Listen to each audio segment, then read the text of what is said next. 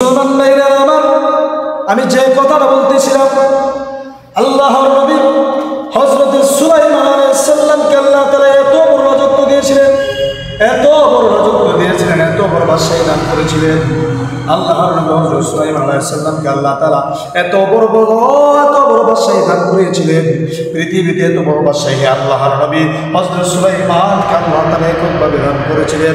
তার আগে কেউ কোনো নবীকে আল্লাহ তাআলা এত বড় বাদশাহী দেন নাই, এত বড় বাদশাহী দেন নাই, এত বড় মুআজিজা দেন নাই। আল্লাহর নবী হযরত সুলাইমান আলাইহিস সালামকে শুধু মানুষের বাদশাহী বানান নাই, মানুষের বাদশা বানান নাই, মানুষের পাশাপাশি জিনদের বাদশা ছিল আল্লাহর নবী হযরত সুলাইমান আলাইহিস সালাম। শুধু জিনদের একক বাদশা এমন না, পশু পাখি, পিপিলিকা, গরু, বাছুর, পাখি সকলে যত রকমের প্রাণী আছে রে মুসলমান ভাই, ও আমার বাবারা, ও আমার ভাইয়েরা, দিলের কান্নাকে শুনতে বাবা, সুলাইমান আলাইহিস সালামকে আল্লাহ পাক রব্বুল ইজ্জত জালাল কত রাজত্ব দান করেছিলেন, কত বাদশাহী দান করেছিলেন। আল্লাহর নবী হযরত সুলাইমান আলাইহিস সালামকে আল্লাহ তাআলা মানুষের পাশাপাশি জিনদের বাদশাও বানিয়েছিলেন, জিনদের পাশাপাশি পশু পাখি, ইনসান, জানোয়ার, জল্লদ, এমনকি নদীর তলদেশের মাছের বাদশাও আল্লাহ পাক রব্বুল ইজ্জত জালাল নবী করিম সুলাইমান, পয়গম্বর সুলাইমান আলাইহিস সালামকে দান করেছিলেন। সুবহানাল্লাহ। এমনকি এত বড় বাদশাহী দান করার পরও তার এই বাদশাহীর মধ্যে কোনো রকম এলোমেলো ছিল না এবং সকল সেনারাই সুন্দরভাবে চলমান করত। মানুষ, নবী করিম এই পয়গম্বর সুলাইমান আলাইহিস সালামের সেনাবাহিনীতে জিনেরাও ছিল, মানুষের পাশাপাশি জিনও ছিল তার সেনাবাহিনীতে নিযুক্ত। শুধু জিন না, এমনটা নয়, পশু পাখি পর্যন্ত সকলেই তার সেনার সদস্য ছিল। এমনকি প্রত্যেকের মর্যাদা অনুযায়ী প্রত্যেকের আলাদা আলাদা জায়গা নির্ধারিত করা ছিল। কেউ কারো জায়গা বেদিত নিঃস্বার্থে এলোমেলা করবে এমন সাহস কেউ পেত না।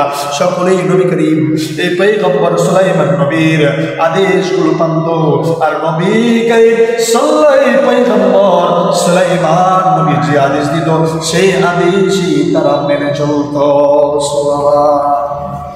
আল্লাহর নবী হযরত সুলাইমান আলাইহিস সালামকে আল্লাহ তাআলা এত বড় বাদশাহী দান করেছিলেন, এত বড় বাদশাহী দান করেছিলেন। মুসলমান ভাই, নবী করিম সুলাইমান যেই কথা বলতেন সেই কথাই হইত, যে কাজ করার হুকুম দিতেন জিন, মানুষ এবং পশু পাখি সকলে সেই কাজগুলো সুন্দরভাবে করতেন, সমাপ্তি সকলেই নবী করিম সুলাইমান নবীর কথাগুলো শুনতেন।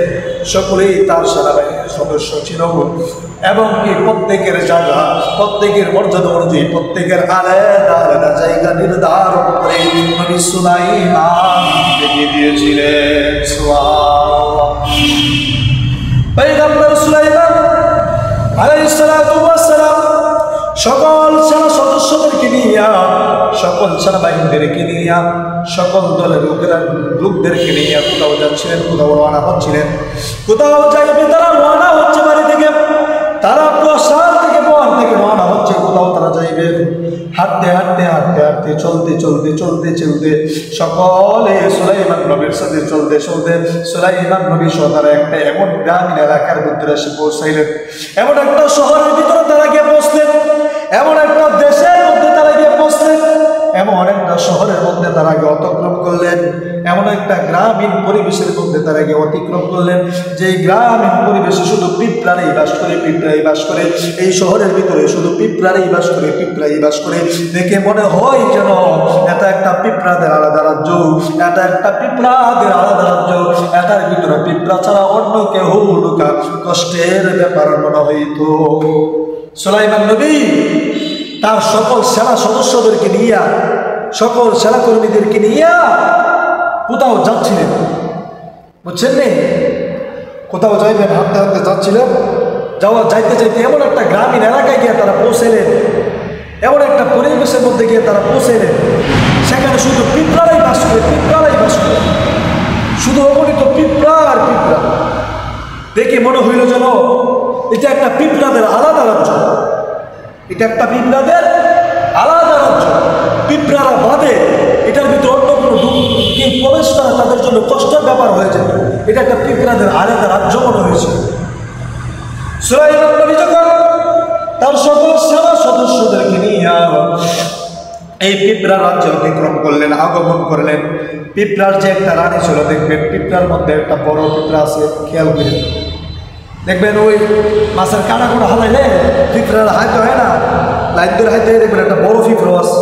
খেয়াল করেন কিনা জানি না, খেয়াল করবেন দেখবেন একটা বড় পিঁপড়া। পিঁপড়াটা এই শব্দে পিঁপড়ার দিক নির্দেশনে সবাই নেতা, সব পিঁপড়া নেতা হয়েছে ওই বড় পিঁপড়া। সব পিঁপড়ার সন্তান এই রানী ওই বড় পিঁপড়াটা। তো সুলাইমান নবী যখন এই সকল সদস্যদেরকে নিয়ে গ্রামীণ এলাকায় পৌঁছাইলেন, এই পিঁপড়া তো দেখছে। পিঁপড়া দেখতে পেল যে সুলাইমান নবী এত বড় বাহিনী নিয়ে আমাদের রাজ্যে অতিক্রম করলেন, আমাদের রাজ্যে দিয়ে যাইবেন। যদি তারা যায়, তারা এত বড় বড় মানুষ, তারা তো টেরও পাবে না, তারা আমাদের গ্রাম দিয়ে চলে যাবে। চলে যাওয়ার পর তাদের পায়ের তলে পলে পরে আমাদের লাখো লাখো পিঁপড়া দুনিয়ার জমিন থেকে বিদায় নিয়ে নেবে। লাখো লাখো পিঁপড়া তারা মরে যাবে, তারা টেরও পাবে না, তারা জানতেও পারবে না। তাদের অনিচ্ছায় এই পিঁপড়াগুলো মারা যাবে। এই রানী ফিকির করলেন, সুবহান। এবার চিন্তা করেন, আল্লাহ তাআলা একটা পিঁপড়ার মাথার ভিতরে কত পরিমাণ জ্ঞান দান করেছেন, সুবহান। হ্যাঁ, পিঁপড়া রানী বানাইছে। আর পিঁপড়াটা যখন সুলাইমান নবী যাইবে চিন্তা করতেছে, রে ওর যদি আমরা সুলাইমান নবী যা হত্যা মানুষ আপনার গ্রামের ফেলে যায়, আমার লাগু লাগু পিঁপড়া তো বইরা সাফ হয়ে যাবে না। হ্যাঁ, টেরও হয়তো কি ফিকিরটা করছে একটা পিপিলিকা। এই ফিকির করার কারণে আল্লাহ তাআলা পিপিলিকাতে এত মহাব্বত করলেন, এত ভালোবাসলেন। এই পিপিলিকার নামে আল্লাহ তাআলা সূরা কুরআন শরীফের মধ্যে, কুরআনে কারীমের মধ্যে সূরাতুন নামল পিপিলিকার নামে একটা সূরা নাজিল করে দিয়েছেন, সুবহান। কারণ এই যে কথাটা বলার পর আল্লাহ তাআলা পিপিলিকার এই কথাটাকে এত পছন্দ করলেন, পছন্দ কইরা এই পিপিলিকার নামে কুরআনে কারীমের মধ্যে একটা সূরাই নিযুক্ত করে দিয়েছেন। যখন নাকি এই কথা চিন্তা করলেন, চিন্তা করার পর পিঁপড়া রানীরা ডাক দিতে শুরু করলো, হে পিঁপড়ার দলেরা, তোমরা কে কোথায় আসো? পিঁপড়ার দলেরা তোমরা কে কোথায় আসো রে? শোনো, আল্লাহর পয়গম্বর হযরত সুলাইমান নবী তার সকল সেনাবাহিনীদেরকে নিয়ে, সেনা সদস্যদেরকে নিয়ে আমাদের এই গ্রামীণ এলাকার উপর দিয়ে যাবেন, আমাদের এলাকার উপর দিয়ে যাবেন। এটা আমাদের জন্য এক মহা বড় বিপদ। কারণ কি তোমরা জানো না, যখন নাকি আল্লাহর পয়গম্বর হযরত সুলাইমান আলাইহিস সালাম তার সকল সেনাবাহিনীদেরকে নিয়ে আমাদের এই গ্রামের উপর দিয়ে চলমান করবেন, তারা জানতেও পারবে না, তারা বুঝতেও পারবে না। তাদের অনিচ্ছাই তোমরা তাদের পায়ের তলে পরে মারা যাইতে পারো। এজন্য তোমরা শুধু তোমাদের গর্তের ভিতরে ঢুকে পারো। কারণ তারা তো অনিচ্ছাই এই কাজ করবে, তারা কখনো জেনে শুনে এই কাজ করবে না। কারণ একজন নবী জানা শুনে জেনে শুনে কোনো মাখলুককে, কেন কোনো প্রাণীকেও একজন নবী জেনে শুনে কষ্ট দেয় না।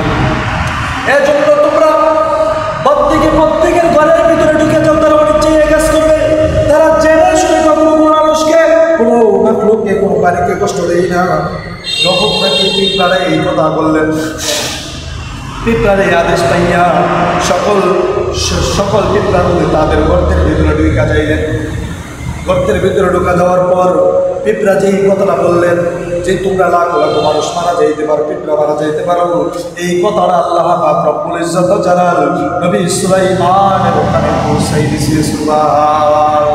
পিঁপড়া যেই কথাটা বলছে, বলে সুলাইমান নবী অনিচ্ছাই কাজ করবে, তারা জেনে শুনে কখনো এই কাজ করবে না। এই কথাটা পিঁপড়ার এই কথাটা নবী সুলাইমান আলাইহিস সালামের কানে আল্লাহ পাক কুদরতিভাবে পৌঁছাই দিয়েছেন। বাবা সামাদুল্লাহ পৌঁছাই দিয়েছে। সুবহান। পৌঁছা দেওয়ার পর তিনি মুস্কি হাসতে লাগলেন আর শুকরিয়া আদায় করতে লাগলেন আল্লাহ। আল্লাহ, তুমি আমাকে এত বড় বাদশাহী দান করেছ, এত বড় বাদশাহী যে পিঁপড়ার কথাও আমাকে শোনার, আমাকে বোঝার ক্ষমতা তুমি আমাকে দান করেছো। সুলাইমান নবী আল্লাহর দরবারে শুকরিয়া আদায় করলেন। বিশেষ করে অনিচ্ছায় সুন্দরী যখন নাকি পিঁপড়া বললেন যে তারা অনিচ্ছায় এই কাজ করবে, তারা জেনে শুনে কখনো তোমাদেরকে কষ্ট দিবে না, অনিচ্ছায় এই কাজ করবে, এই কথাটা শুনে সুলাইমান নবী বড় খুশি হয়ে গেলেন আর আল্লাহর দরবারে শুকরিয়া জ্ঞাপন করলেন। আর তিনি আপোষ করলেন যে আমি পিঁপড়ার সাথে কিছু কথা বলবো, কারণ পিঁপড়াটা কত বড় জ্ঞানী পিঁপড়া, সেটা তো সাধারণ কোনো পিঁপড়া না। এবার চিন্তা করেন একটা পিঁপড়া জাতির জন্য কি ফিকির। সুলাইমান নবী আদেশ দিলেন, হ্যাঁ সুলাইমান যাও, এই পিঁপড়া রানীকে তুমি আমার কাছে নিয়ে আসো, যাও তোমরা পিঁপড়া রানীকে আমার কাছে নিয়ে আও। সুলাইমান নবীর আদেশ পাইয়া পিঁপড়া রানীকে সুলাইমান নবীর সুলাইমান নবীর সামনে আনলো। আনার পর সুলাইমান নবী পিঁপড়াকে ডাক দেয়া বলল, হে পিঁপড়া, আমি কি জালেম, আমি কি মানুষের উপর জুলুম করি? তখন পিঁপড়া ডাক দেয়া বলল, না না, আপনি তো জালেম না, আপনি তো মানুষের উপর জুলুম করেন না। তো নবী করিম সাল্লাল্লাহু আলাইহি ওয়াসাল্লাম নবী সুলাইমান ডাক দিয়ে বলে, আমি যেহেতু জুলুমই করি না, তুমি কেন বললা যে তারা লাখ লাখ তোমাদেরকে মেরে ফেলবে? সুলাইমান ও তার বাহিনী তোমাদের লাখ লাখ পিঁপড়াকে দুনিয়ার জমিন থেকে বিদায় করে দিবে, মেরে ফেলবে, এই কথা কেন বললা? এই পিঁপড়াটা ডাক দিয়ে বলে, নবী গো, আপনি কি জানেন না? আরে আপনি কি শুনেন নাই? আপনি কি শুনতে পারেন নাই? আমি যে বলেছি তারা অনিচ্ছায় এই কাজ করবে, তারা জেনে শুনে কখনো এই কাজ করতে পারে না। আপনি কি শুনেন নাই? আমি যে বলেছি তারা অনিচ্ছায় এই কাজ করবে, তারা জেনে শুনে কখনো এই কাজ করতে পারে না। আপনি এই কথাটা শুনেন নাই? এবার চিন্তা, পিঁপড়ার মাথার ভিতরে আল্লাহ কত পরিমাণ জ্ঞান দান করছে, দেখছেন নি? একটা পিঁপড়া তার জাতিকে নিয়ে ফিকির করছে। আজকে আমাদের সমাজের নেতারা, আমাদের লিডাররা জাতির ফিকির করে না, নিজের ফিকির করে। কেমনে নিজের ফ্যাট বাড়ি করতে পারবো, কেমনে নিজের গোডাউনটা বড় করতে পারবো, এই ফিকির করে। যদি আজকে গোটা নেতারা এই উম্মাকে নিয়ে ফিকির করতো, সকলে আজকে দিনের প্রতি অগ্রসর হয়ে যেত, এক আল্লাহর একত্ববাদে সকলে শরীক হয়ে যেত, এক আল্লাহকে সকলেই চিনতে দ্বিধা করত। আজকে আমরা উম্মতের ফিকির করি না, প্রত্যেকে যার তার ফিকির নিয়ে ব্যস্ত। এই জন্য উম্মতের ফিকির করা চাই। সুলাইমান নবী বুঝতে পারলেন এটা কোনো সাধারণ পিঁপড়া নয়, এটা কোনো সাধারণ পিঁপড়া নয়, একটা জ্ঞানী পিঁপড়া। আল্লাহ পাক রব্বুল ইজ্জত এটাকে অনেক জ্ঞান দিয়েছে। এই জন্য সুলাইমান নবী ডাক দিয়ে বললেন, হে পিঁপড়া, তুমি আমাকে কিছু নসিহত করো, আমাকে কিছু জ্ঞান দাও, উপদেশ দাও। এই কথা বলার পর পিঁপড়া নবী সুলাইমান আলাইহিস সালামকে ডাক দিয়ে বলতে লাগলেন, হে পয়গম্বর সুলাইমান, আল্লাহর নবী সুলাইমান, আপনি কি জানেন আপনার বাবার নাম আল্লাহ তাআলা দাউদ কেন রেখে দিয়েছিলেন? এই পিঁপড়াটা বলতেছেন, সুলাইমান, আপনি কি জানেন আপনার বাবার নাম আল্লাহ তাআলা দাউদ কেন রেখে দিয়েছিলেন? জানেন না? সুলাইমান নবী ডাক দিয়ে বলেন, আমি তো জানি না। বলে, আপনার বাবা আপনার অন্তরে নিজের দায়ের করেছে, নিজের অন্তরে নিজেই দায়ের করেছে, এর জন্য আল্লাহ পাক রব্বুল ইজ্জত জালাল আপনার বাবার নাম দাউদ রেখে দিয়েছেন। এই পিঁপড়াটা আমার ডাক দিয়ে বলে, সুলাইমান, আপনি কি জানেন আপনার নাম আল্লাহ পাক রব্বুল ইজ্জত জালাল সুলাইমান কেন রেখেছেন? আপনি কি জানেন আপনার নাম আল্লাহ তাআলা সুলাইমান কেন রেখে দিয়েছিলেন? সুলাইমান নবী ডাক দিয়ে বললেন, না, তাও তো জানি না, আমার নাম আল্লাহ পাক রব্বুল ইজ্জত জালাল সুলাইমান কেন রেখে দিয়েছিলেন? এই পিঁপড়াটা ডাক দিয়ে বলেন, আল্লাহর পয়গম্বর সুলাইমান মাত্র সালিম অন্ত পবিত্র, আপনার অন্তর অতি পবিত্র। এর জন্য আল্লাহ পাক রব্বুল আলামিন আপনার নাম সুলাইমান রেখে দিয়েছেন। সুবহানাল্লাহ। আর বলতে লাগলেন, হ্যাঁ সুলাইমান, আল্লাহর পয়গম্বর, আপনি আপনার প্রজাদেরকে সকলকে সমান অধিকার দিবেন, সকলের সাথে সুন্দর ব্যবহার করবেন। খবরদার কারোর সাথে জুলুমগিরি করবেন না, কারোর সাথে আপনি জুলুমি করবেন না, সকলকে আপনি সুন্দর অধিকার দিবেন, সকলের সাথে সৎ ব্যবহার করবেন, সুন্দর ব্যবহার করবেন। এই কথা বলার পর সুলাইমান নবী বললেন, আচ্ছা ঠিক আছে, সমস্যা নেই, কিন্তু আমরা এক জায়গায় যাইব, আমাদের দেরি হয়ে যাইতেছে, আমরা এক জায়গায় যাইব। এই পিঁপড়াটা ডাক দিয়ে বলেন, আপনি আমাদের রাজ্যে আসছেন, আপনি আমাদের গ্রামে আসছেন, আপনি আমাদের শহরে আসছেন, আমাদের বাড়িতে আসছেন, আমাদের বাড়ি থেকে আমাদের শহর থেকে আপনি কিছু না খেয়ে চলে যাবেন, তা তো হতে পারে না। সুবহানাল্লাহ। দেখছে এই পিঁপড়া ডাক দিয়ে, আপনি আমাদের বাড়ি, আপনার বাড়িতে আসেন, আপনার গ্রামে আসেন, আমার গ্রাম থেকে আমার শহর থেকে আপনি কিছু না খেয়ে চলে যাবেন, তা তো হতে পারে না। সুবহান। এই পিঁপড়া মানে আদেশ দিল, এই পিঁপড়ার দলেরা তোমরা কে কোথায় আছো, যাও ছুটে পড়ো, খাবার উদ্দেশ্যে খাবার সংগ্রহ করে নিয়ে আসো।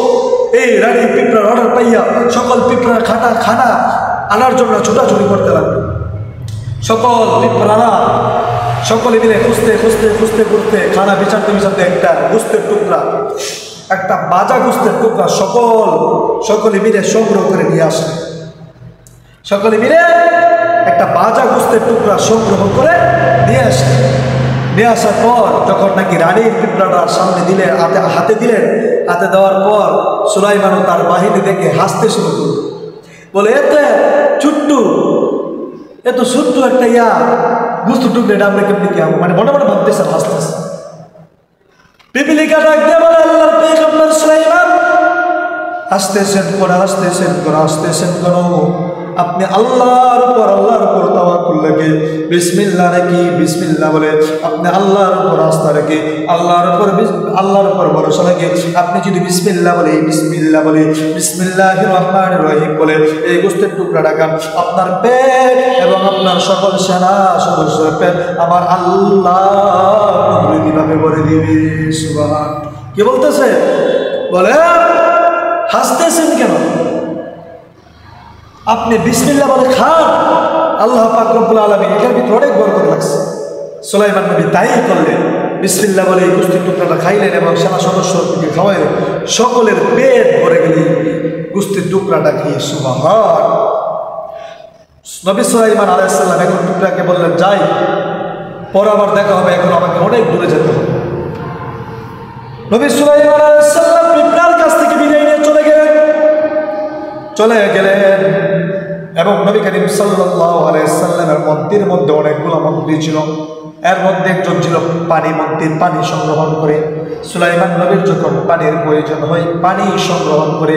এই পানি মন্ত্রীর নাম হলো হুদহুদ। সুবহান।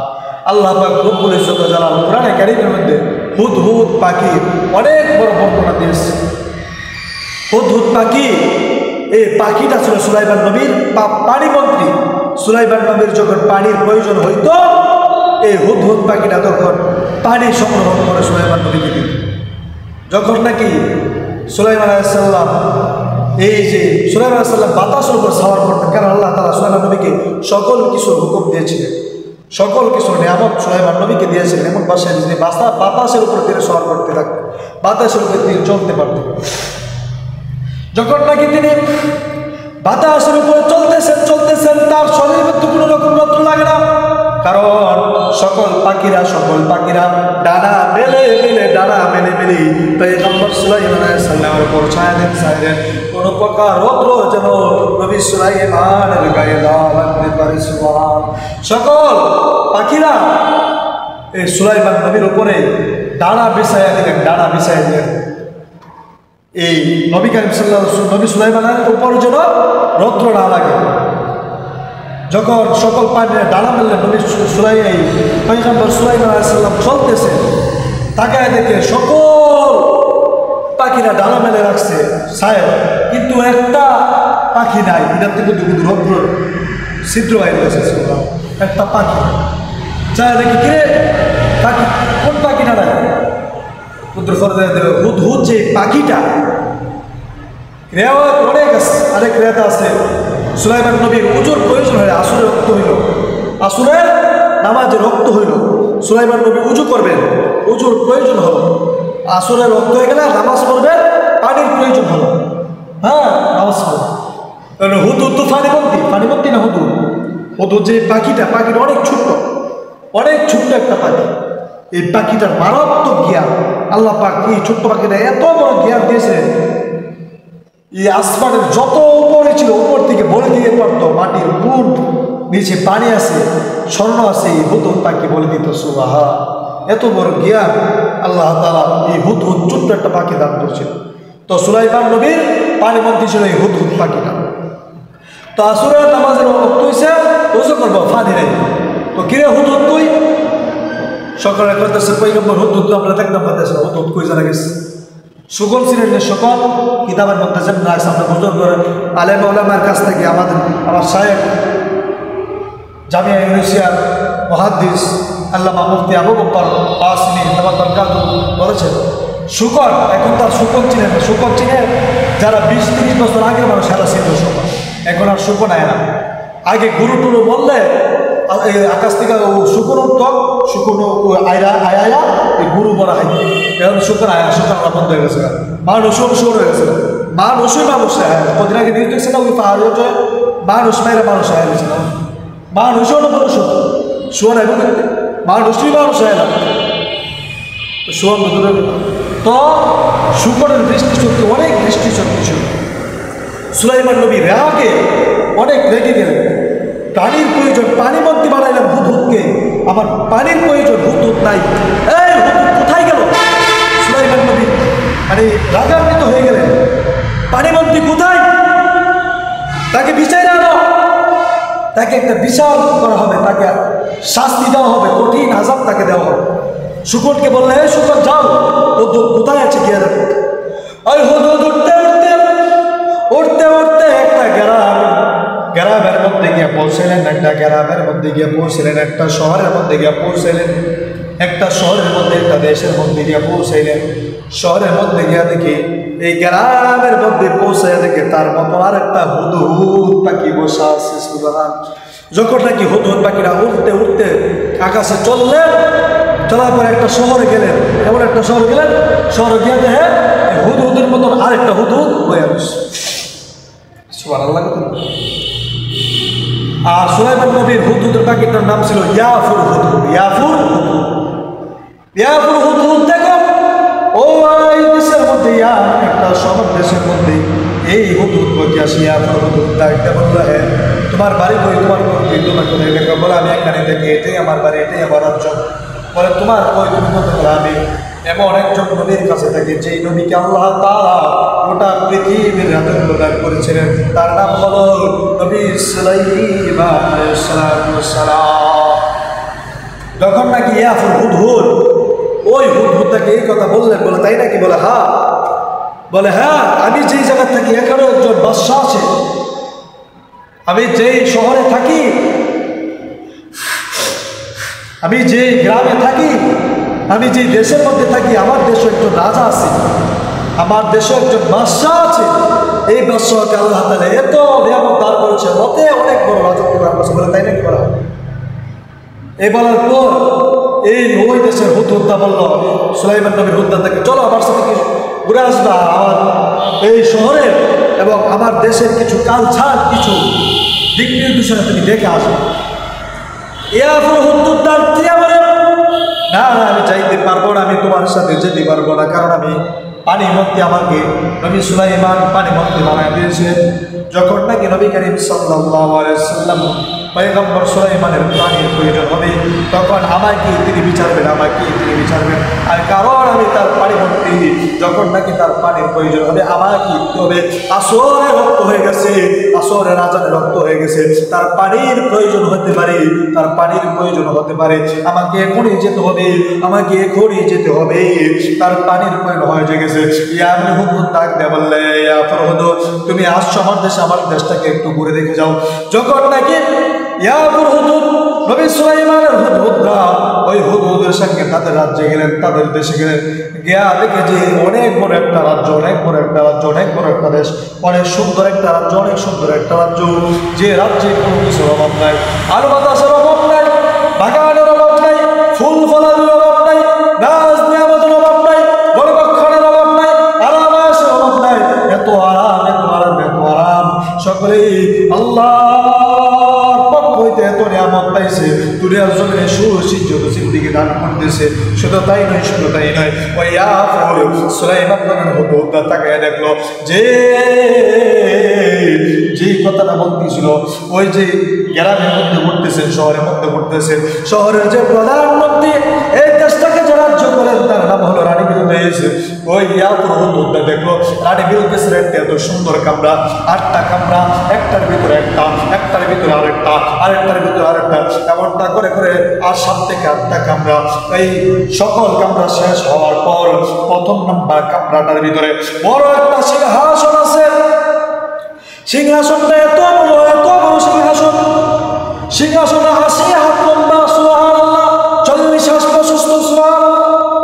এত বড় সিংহাসন দেখলেন, দেখার পর তিনি আশ্চর্য হয়ে গেলেন, আশ্চর্য হয়ে গেলেন।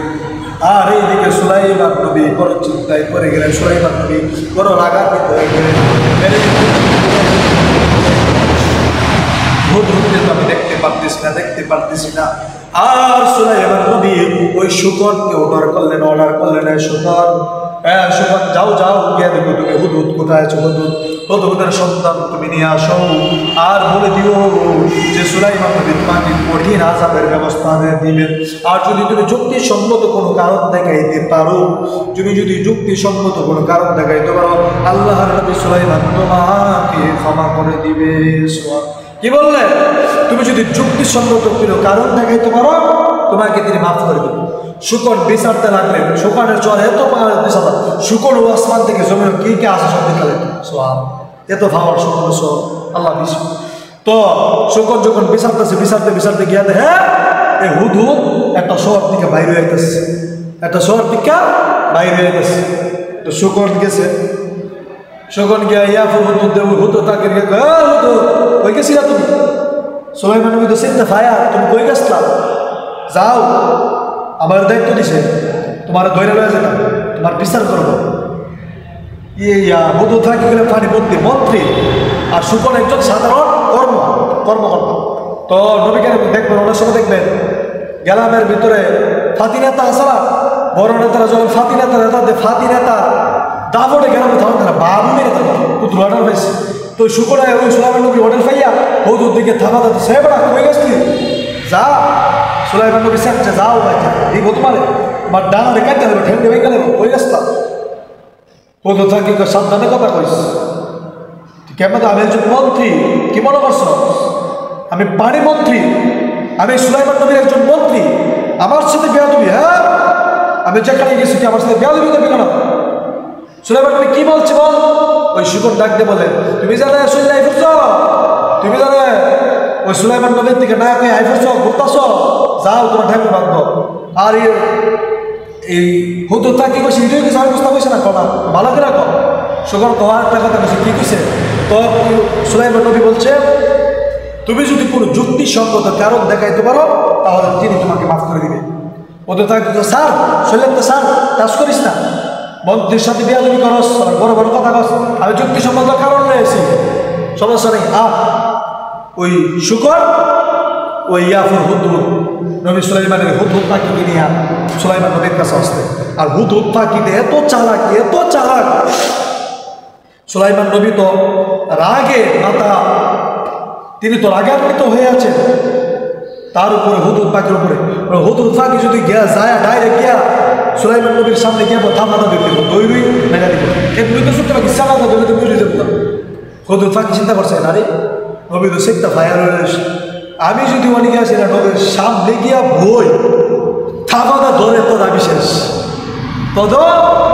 শেষ, যদি আমি অনেকে নবীর বরাবর সামনে গিয়ে বই আর নবী যদি আমার তাফা মারলে তো আমি নিলে শেষ। আর আমি যদি বেশি দূরে বই আর যদি উল্টা দেয় তো কাম সারছে, তো আমার শেষ, একবারই বেড়ে নেবে। হুদহুদ পাখি মারাত্মক চালাক, সে বেশি কাজও বসে না। এটার উদাহরণ আমরা যারা মাদ্রাসা ছাত্র বুঝছেন না, শিক্ষক আছেন কে হেরা করবে। আমরা যখন মাদার ছড়তাম ছোটবেলা, ও হুজুর দিকে ফসলামে ছুটে দিয়ে যাবে, 1 নম্বর দেয় হুজুর ফসলাম, হুজুরকে যান ফসা কথা গেলে গিয়ে সরকারি করতাম, একটা ঘুষি মারতাম, কি মারতাম, টুকটা মারতাম, সিন্নি মারতাম, হ্যাঁ হুজুর তার বিচার দিত, হুজুর তার বিচার দিত, হুজুর আমার মারছে। আর হুজুরের দুইটা বড় বড় এই যাও এরা দৈরা লো, অনেক দৈরা লোক কই যারা টিউ করতো, কই যারা কাঁপতো, আয় হ্যাঁ অনন্ত ফিরা শুরু করে দেবো, কই যারা জাগাত নাই, দুইটা বড় ফুল মানে তো আসছে মাথা দৈরা লোক বলো হুজুর সামনে নিলে কই যাতো শেষ। একবার হুজুরের কাছাকাছি হইতাম, একবার হুজুর কাছাকাছি বলে তো আপনার ব্যথা আছে ফাঁক দিয়ে মেরে দিব। আর বেশি দূরও হইতাম না, আমার মন আছে, আমি যখন কুমিল্লা লেখাপড়া করি তখন আমার যে উস্তাদ আসতো সম্পর্কে আমার মামা মাওলানা আবু মুসা সাহেব ভাই যে ছাত্র বিচার করতে হয়, এই পুরা সেই মতো আমি ওর সময় বিচারের ফিডারটা হাইছি এই দিল্লিকে। তো বেশি দূরে বলে আমার কাছে না, বেশি দূরে বলে যদি হুজুর যদি উঠটা জায়গা বেদ দিয়ে যদি উঠটা জায়গা তো আয়াত না চলে আসে দেশ কাইচ্ছা তুলসি বিরা শুরু করবো, যদি ফিসে বললে উঠতে লাগে বেতনে আর সামনে বললে থামাতে দিলিব এর লেগে একটু বেশি দূরও হইতাম না, বেশি কাজ হবে মিডিয়াম সাইজে হইতাম। এই হুদহুদ পাখিটাও সেম এই কাজ করছে। সুলাইমান নবীর অত কাজও বসে না, অত দূরও বসে না, মাঝখানে বসে গয়া সেটা গপ্প শুরু করে।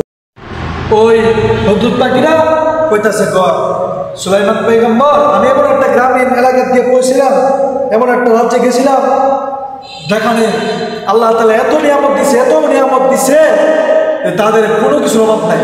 ফল ফলাদি বাগান, শ্বাস সহ্য নাচ নিয়ামত কোনো কিছুর অভাব নেই। কিন্তু নবী তারা এক আল্লাহর ইবাদত করে না, তারা এক আল্লাহর ইবাদত করে না, তারা মূর্তি পূজারি করে, সূর্যর পূজারি করে, তারা এক আল্লাহকে মানতে পায় না। এটা আমার কাছে অনেক কষ্ট লাগে, এই বিষয়টা আমার কাছে অনেক কষ্ট লাগে। আর বলতেছে পয়গম্বর, আর ওই এলাকার যিনি রাজা, ওই এলাকার যিনি প্রধানমন্ত্রী, তার নাম হলো একজন দিনের হলেন একজন মহিলা, তার নাম হলো রানী বিলকিস।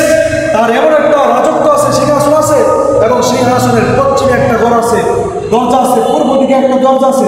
যখন নাকি সকালবেলা পূর্ব থেকে সূর্য অস্তিত্ব উঠে, তখন ওই জানালাতে সূর্যের আলোটা আসে, ওই রানী বিলকিস সূর্যের পূজা করতে থাকে। যখন নাকি পশ্চিম দিকে অস্ত যায়, অস্ত যাওয়ার সময় সূর্যের পূজা করে। আমার কাছে অনেক দুঃখ লাগলো। আল্লাহ পাক তাদেরকে এত নিয়ামত দিছে, এত নিয়ামত দিছে, এত নিয়ামত দেওয়ার পর তারা আল্লাহর হুকুম মানে না, আল্লাহর কাছে মাথা মতো করে না, আল্লাহর আইন তারা মানে না। তারা মূর্তি পূজারি করে, পাথরের পূজা করে, সূর্যের পূজা করে, গাছের পূজা করে। আমার কাছে এটা বড় দুঃখের বিষয়। শুধু তাই নয়, তাদের সেনাবাহিনী, কর্মবাহিনী এত বড় বড় বিশাল, তাদের এত নাজ নিয়ামত, তারপর তারা আল্লাহর হুকুম মানে না। এটা আমার কাছে কষ্ট। সুলাইমান নবী কও, হ্যাঁ সুই গেতেছ, তুমি মিশা কইতেছ। হুদহুদ কও, নবী আমি হ্যাঁ সুই গেতেছি, আমার কথা বিশ্বাস করে, আমি হ্যাঁ সুই গেছি। তুই যারা হ্যাঁসা করিস আমি বিশ্বাস করাম কেমনি? তুই যারা হ্যাঁসা না বিশ্বাস করতেছ, আমি কেমনে বিশ্বাস করা? বিশ্বাস করুন কেমনে? সুলাইমান নবী গেছে, যা তুই হ্যাঁসা না এটা বিশ্বাস আছে গিয়া। সুলাইমান নবী একটা চিঠি লিখছে, চিঠি লিখে হুদহুদ পাখিটা দিছে, যা হুদহুদ পাখিটা গিয়া কইছে, চিঠিটা দেওয়া বলছে, যা তুই চিঠিটা ওই বাদশার কাছে নিয়ে পৌঁছে দিবি আর আমার সালাম দিবি। তোর আমি বুঝতে পারলাম তুই হ্যাঁসা করতে আসো, মিশা করতে আসো। সুলাইমানের পক্ষ থেকে চিঠি পেলাম, হুদহুদ পাখিটা দৌড়াইয়া উঠতে উঠতে উঠতে উঠতে ওই রানী বিলকিসের গন্তব্যে গিয়ে পৌঁছে গেলেন না। রানী বিলকিসের গন্তব্যে গিয়ে পৌঁছলেন, গন্তব্যে গিয়ে পৌঁছতেন তিনি। কিন্তু রানী বিলকিসের তো 8টা-7টা সিংহাসন, এক একটা ঘর অতিক্রম করে করে তার ঘরে যাওয়া লাগবে, তার কাছে যাওয়া লাগবে। এক একটা ঘর অতিক্রম করা অনেক কষ্টের ব্যাপার। এক একটা ঘরের সামনে সিকিউরিটি দাঁড়ায় রয়েছে, প্রশাসনের লোক দাঁড়ায় রয়েছে, আর্মি মিডিয়ার দাঁড়ায় রয়েছে, তার বডিগার্ডগুলো দাঁড়ায় রয়েছে, ঢুকতে দিবে না। কিন্তু হুদহুদ পাখিরা পজিশন করে একটা এমন পজিশন করছে, পজিশন